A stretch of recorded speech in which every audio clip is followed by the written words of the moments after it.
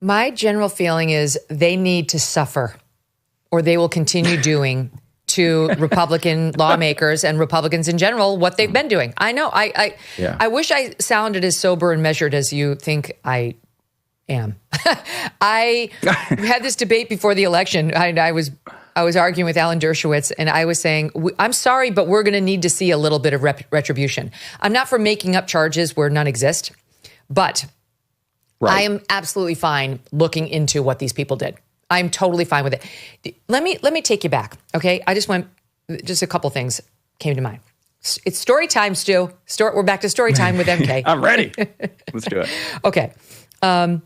This is April 25th, 2023. Okay, April 20th, so almost exactly 2 years ago. It was a press release from Ron Johnson's Senate office, Republican senator from Wisconsin. On Friday, U.S. Senator Ron Johnson, a member of the Senate Finance Committee, sent a letter to the IRS and the Treasury Department requesting information about an IRS agent apparently visiting the home of journalist Matt Taibbi the same day that Mr. Taibbi testified before the House of Representatives Select Subcommittee on the weaponization of the federal government. Senator Johnson noted that, quote, the IRS's intrusive actions do not appear to be consistent with the agency's standard practices for contacting taxpayers.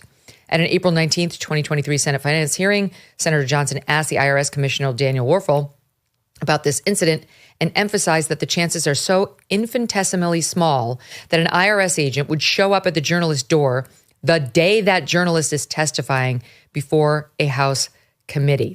He goes on, the IRS's alleged decision to not follow standard practice and conduct with an unannounced visit to Mr. Taibbi's home on the same day he was testifying before Congress serves only to underscore taxpayers' negative views of the IRS. Right on. And the IRS, I believe, went on to later announce Taibbi was being audited after he testified at a subcommittee meeting on weaponization. That's how brazen and lawless the Democrats have become. The Democrats. So suck it, Miles Taylor. You lost your security clearance, and you might have to deal with a little bit of an investigation just to make sure you didn't abuse your position and use classified information. That's the least that could happen to you. How would you like the IRS showing up at your door and pouring through all of your documents? All right, chapter 2 of MK Story Hour. It was, okay, what is the date? Hold on, I want to go back and find the date. Stand by. I don't have it. I think it was 2021. It was definitely 2021. And journalist James O'Keefe was at his home at 5 a.m, whereupon the FBI came through his door with some multiple agents, guns out, announcing to James O'Keefe that they were investigating him for the possible crime of allegedly trying to buy Ashley Biden's diary. He came, and very weirdly, the New York Times had the story within hours. Very strangely, this, covert operation in the dawn of the morning, somehow the New York Times just kind of knew to be near James O'Keefe's apartment because news might possibly, F these guys. So James O'Keefe came on my show shortly thereafter, very rattled by what was being done to him, of course, and not just him, but his staff too, had the same treatment. Another guy on his staff, same exact thing. And here's what he said. We reached out, our lawyer sent a letter to Ashley Biden's attorney, and that's when Ashley Biden's attorney said, we're taking this to the Southern District of New York. That's, for those of you who don't know what that is, that's the federal jurisdiction, the Department of Justice in New York, where we're located in Westchester County, New York. And they referred to this, somehow this got to the FBI, the Department of Justice, and this is where things take an insane turn. A year later, suddenly my two journalistic colleagues get raided by the FBI with a battering ram.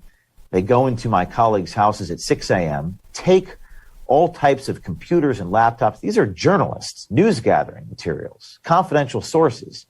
This has never happened before in history for the execute a search warrant like this. And then now we find out this was last month, that they issued secret warrants to Microsoft Corporation. Okay.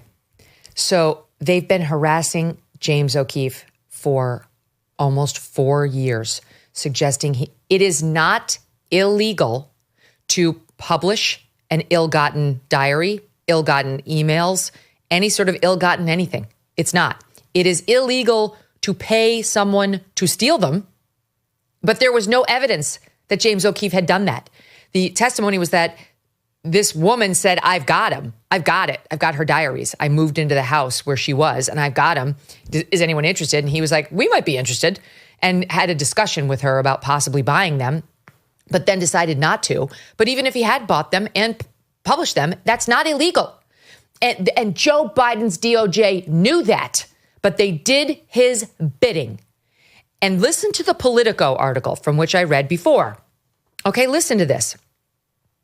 These two critics are the latest to be swept up in Trump's expansive retribution campaign, where he has sought to use federal powers in unprecedented ways to punish political opponents, law firms, university, and others that he believes have wronged him. Oh, it's totally unprecedented, Politico. And then they go on. A president ordering investigations of specific individuals whom he considers to be his political enemies is a remarkable breach of the traditional wall of separation between the White House and the Justice Department. I'm throwing up in my mouth. And then under that norm of separation, criminal investigations are supposed to be insulated from political pressure. But Trump has repeatedly scorned the notion of DOJ independence. That's why I say, I don't care. Do it.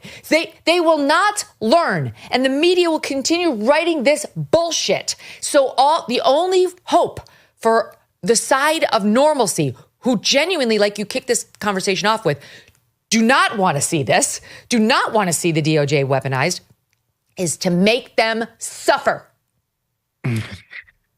I think we're calling this now the Suck It Manifesto that you've just laid out here. And I think I'm proud to be part of the episode where you laid that out. First of all, your approach sounds a lot more fun than mine does. And I will say, what you just outlined is completely on the right side of my dynamic that I outlined earlier. I think that's justice.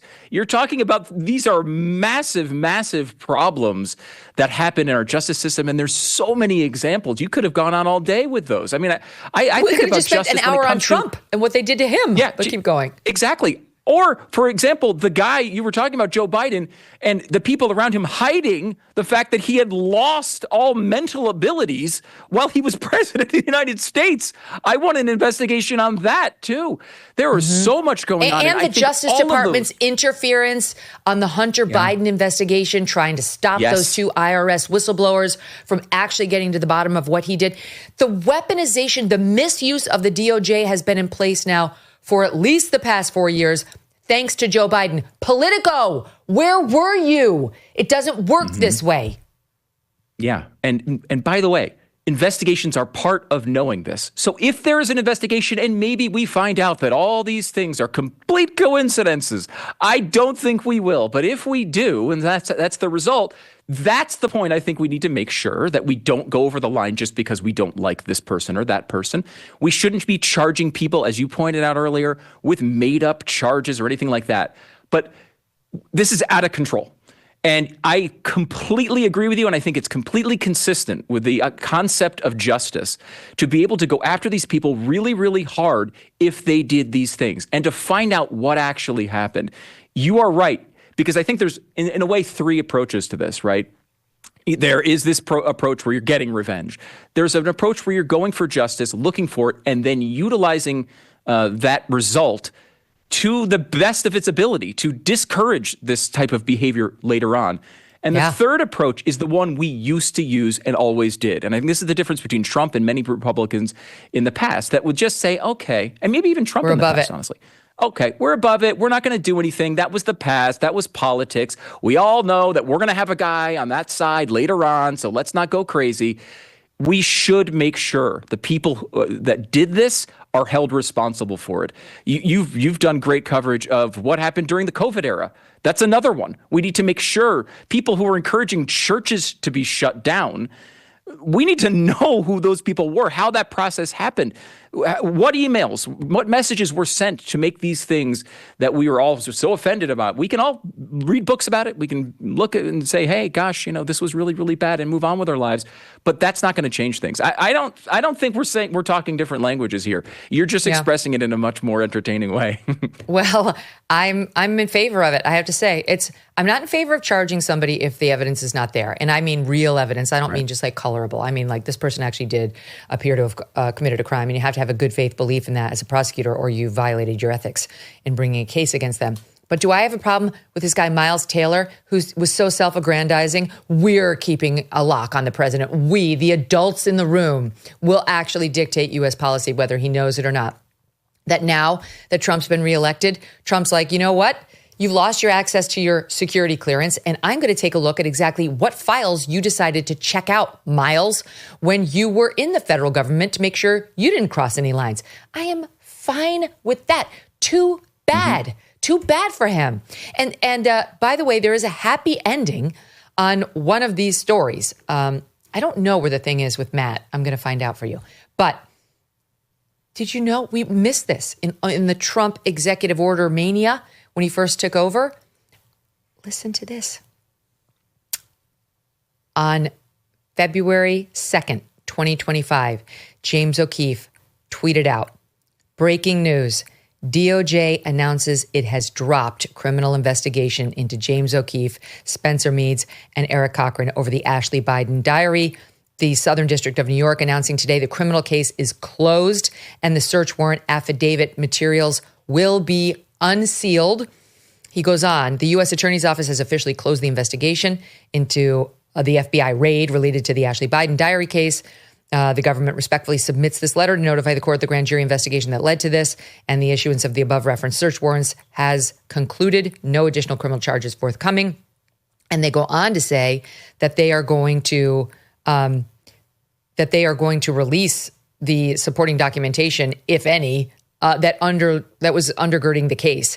And that I really do want to see. I love to see what they say they had on James O'Keefe, but it took an adult getting elected president to turn to the DOJ and say, please stop bothering James O'Keefe, a journalist who, even under your allegations, what do you have to prove that he paid her to commit the crime? Show us the allegations. Because if that were true, it would take about 2 minutes to prove it. Tariff wars, stubborn inflation, no wonder gold has been routinely, especially recently, hitting all-time highs. In volatile markets like the one we're seeing, do not sit on the sidelines with your head in the sand. You can take control and safeguard your savings. This is why so many Americans today are turning to Birch Gold Group. They have helped tens of thousands convert an existing IRA or 401k into an IRA in physical gold. Is it time for you to hedge against economic instability with gold? To learn how to own physical gold in a tax-sheltered account, text MK to the number 989898. Birch Gold will send you a free, no-obligation info kit. Again, text MK to the number 989898. With an A+ rating from the Better Business Bureau and countless of 5-star reviews, Birch Gold has helped many protect their savings with gold. It took us decades to get into the tangled mess they're now trying to unpack in D.C.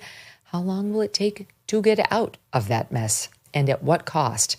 Consider gold as an option. Text MK to 989898 today.